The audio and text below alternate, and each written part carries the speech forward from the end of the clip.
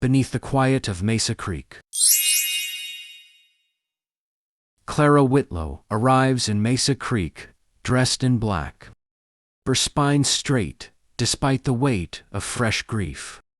Widowed, only months before, she carries her late husband's deed to a struggling ranch and a town's unspoken belief that she will fail. Clara does not announce herself, does not beg for help. She unlocks the ranch house alone, breathes in dust and memory, and decides she will stave if the land breaks her first. Clara Whitlow arrives in Mesa Creek, beneath a sky the color of worn steel. Her morning dress is plain, her gloves threadbare, but her posture is unyielding. The townsfolk notice her sorrow before they notice her strength. She feels their eyes follow her as she rides toward the ranch that once belonged to her husband and now belongs to her alone. Inside the house, dust clings to memories. Clara presses her forehead against the doorframe and allows herself one quiet breath of grief. Then she straightens. She will not disappear. She will not fold. If this land demands endurance, she will give it her heart and survive. Ethan Cole keeps to the creek because water does not ask questions. He notices Clara before she notices him, her struggle with a restless horse, the frustration she tries to hide. He steps in, voice calm, movements gentle. When she thanks him, their eyes meet. Something unspoken passes between them, perhaps, or loneliness, answering loneliness. Ethan leaves too quickly. He tells himself it's instinct. He tells himself it means nothing. But long after, her voice lingers in his mind. Mesa Creek is not unkind. But it is not generous either, especially to a widow who insists on standing alone. Clara feels it in the inflated prices, the half-offers of help. What she doesn't see at first is Ethan fixing her fence at dawn, or repairing the barn hinge before she wakes. When Clara discovers the work done, her chest tightens. Someone has chosen her safety without asking for anything in return. For the first time since arriving, she sleeps without fear. They speak again at sunset, voices low, words careful. Ethan tells her he lives nearby. Clara tells him she plans to stay. The conversation is simple. But the quiet afterward is not uncomfortable, is intimate. Ethan realizes he is standing closer than necessary. Clara notices too, and neither steps away. The wild mare resists everyone but Ethan. He teaches Clara patience, guiding her hands, standing close enough that she feels the steady warmth of him. When the horse finally stills, Clara laughs, a sound so unexpected it startles them both. Ethan smiles without meaning to. For a moment, the world feels gentler. A gunshot echoes in the distance. Ethan goes rigid. Clara finds him by the creek, hands clenched, breath uneven. She sits beside him, offering no questions, only presence. Their shoulders touch. The night wraps around them. Ethan realizes no one has stayed with him like this before. Pressure comes quietly, offers to buy her land, words edged with warning. Ethan sees the danger, long before Clara admits it. When he proposes marriage, his voice is steady. But his eyes betray fear not of commitment, but of losing her. Clara agrees, not because she must, but because she trusts him. Their wedding is small and solemn. The ring on Clara's finger feels heavier than gold. That night, they share a room, separated by careful distance. Every breath feels loud. Every movement feels weighted with possibility. Neither sleeps easily. Marriage softens them. Ethan learns Clara's routines. Clara learns his silences. They share meals, stories, laughter. When Ethan reaches for her hand one evening, the touch lingers, gentle, reverent. Something shifts. Ethan's past arrives like a storm. Truth spills out, the blood, the guilt. Clara listens, heart aching. She sees the man he is now, not the mistakes he carries. For faith in him does not waver, but fear creeps close. Danger presses in. Ethan prepares to leave, believing love means sacrifice.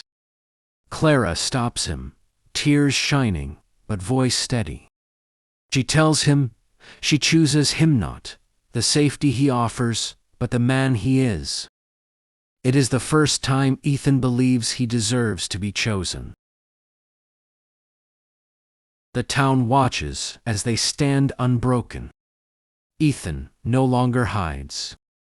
Clara no longer stands alone. Love becomes courage. In the quiet aftermath, emotion spills over. Ethan cups Clara's face, asking without words. Their kiss is slow, tender, earned, filled with gratitude and longing and relief. It is not desperation. It is certainty. Their home fills with warmth. Touch becomes natural. Laughter comes easily. Love grows not in grand gestures, but in everyday devotion. They heal each other without trying. At Mesa Creek, Ethan promises to stay not out of duty, but desire. Clara believes him. The water flows quietly past as they stand together, rooted, certain. Love has found them not loudly, but forever. Years soften Mesa Creek. The land does not change quickly, but it changes faithfully.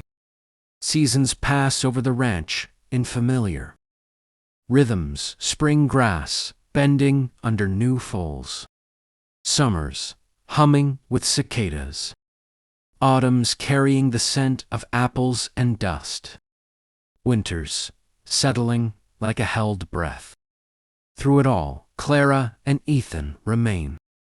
They are no longer spoken of as the widow and the broken lawman. They are simply the Cole's constant presence. As much a part of Mesa Creek as the creek itself. Clara's laughter becomes a known sound. It drifts from the porch in the evenings, carried by lamplight and the scrape of chairs across worn floorboards. She runs the ranch with a steady hand and a kind authority. Her strength, softened not diminished by joy. Children from town come to her for lessons, for stories, for reassurance. She teaches them that survival can bloom into happiness, that grief does not have the final word. Ethan grows older with grace. The lines in his face deepen, not from regret, but from years spent in sunlight and honest labor. He repairs fences slower now, but more carefully. He no longer flinches at sudden sounds. At night, he sleeps deeply beside Clara, his hand always finding hers, in the dark, as if to remind himself that he stayed, and was never punished for it.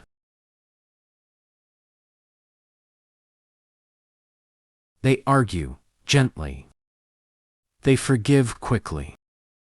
They learn the shape of each other's silences so well that words become unnecessary. On quiet mornings, Ethan brings Clara coffee and kisses her temple before the day begins.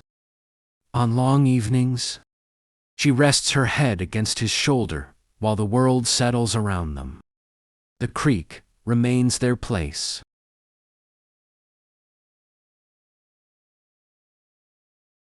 Once, years later, Ethan tells Clara that the creek was where he first believed he might be forgiven.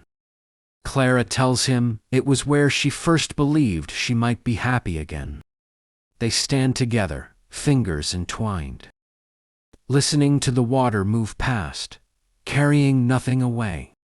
When the town gathers for celebration, births, harvests, Clara and Ethan are always there. They dance slowly. They smile easily. Younger couples watch them and hope, believing that love like theirs is possible. And it is. On one quiet evening, as the sun slips low and the sky turns gold, Ethan takes Clara's hand and thanks her for staying, for choosing him, for loving him without conditions. Clara answers by pressing her forehead to his and reminding him that love was never a risk, it was the reward. Mesa Creek remembers them long after they are gone, not for drama or legend, but for constancy, for a love that healed quietly, for two hearts that learned the bravest thing they could do was remain, and beneath the quiet of Mesa Creek, love endures steady as water, faithful as time. Like and subscribe. Aurora Tale Wild West. God bless.